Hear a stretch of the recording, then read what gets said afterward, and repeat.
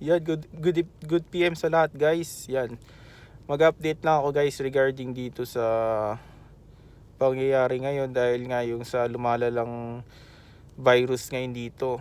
Actually, hindi lang dito sa Japan, sa buong mundo. Ngayon sa Korea daw nagkaroon na ng lockdown. Dahil mataas na yung case ng virus yata doon na sa Korea. Ngayon dito sa Japan, mataas na rin guys. Nasa papalo na yata ng 900 yung cases dito. Dahil sa tumatagal na panahon, tumatagal na araw, parami ng parami, halos araw-araw may nagpa-positive.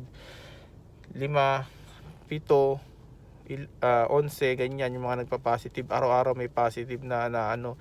Kaya ngayon dito guys, nagkakaroon tayo ng ubusan sa mga mask. Yan, sa mask, yung pati toilet paper daw, tissue, lahat nagkakaubusan ngayon sa grocery. Nagkakaroon ng panic buying guys, dahil nga sa epidemic na yan, at marami na ring namamatay ngayon dito. Ngayon guys, tawag dito, nagkaroon na rin ng cancellation ng pasok sa high school, elementary, saka yung mga tawag dito, yung mga kindergarten dito. Nagdeklara na yung si President si Prime Minister Abe ng ng cancellation muna ng lahat ng pasok ng school. Tapos merong mga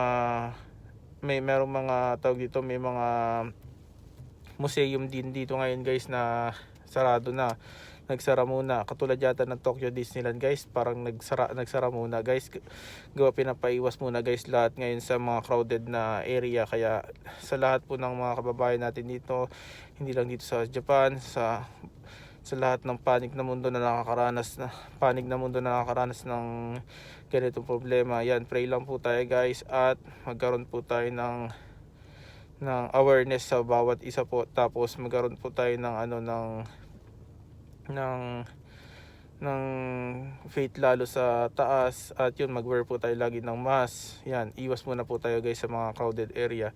Yan guys, nagpapasalamat ako guys at dito sa area namin, although merong medyo malapit na sa amin dito sa may Okasaki nga daw, sa pangatlong bayan lang mula dito sa amin guys, yung isa sa mga quarantine facility nila. Yan, nandito po kasi ako sa Toyohashi, Japan.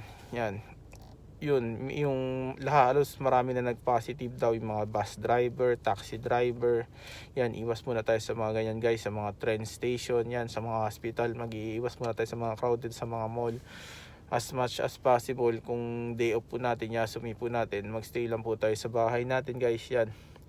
Yan guys, at ako ipapasok na. Maraming salamat guys sa panonood. At sa mga nagtataka guys, yung account ko kasi na Christian Vlog, nakasuspend po siya ngayon sa YouTube. Gawa ng, nagulat na lang ako guys ng wala siyang notification sa akin or email na yung nagawa kong violation. Ngayon pala na monetize channel na ako guys, yung tag dito, yung video ko nung nag-travel kami ng Tokyo Disneyland guys, kinle-claim ng Tokyo Disneyland na property daw nila yun guys. At kiniklaim nila na kanila daw yun guys. Kaya nga, nang dahil doon guys, nasuspende yung account ko na yun.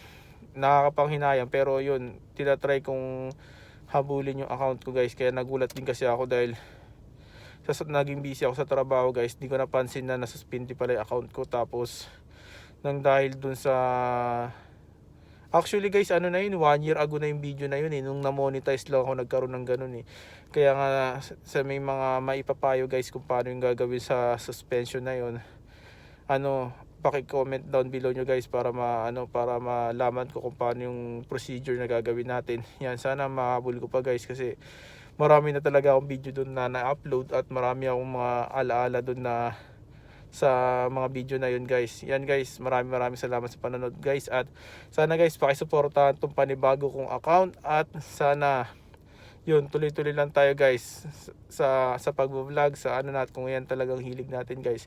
Dahil nga sabi nila, lang yan, try and try until you die. Iba sa akin. Kaya yan guys, maraming salamat, at have a nice day sa atin lahat guys, and God bless, and keep safe sa ating lahat. Bye.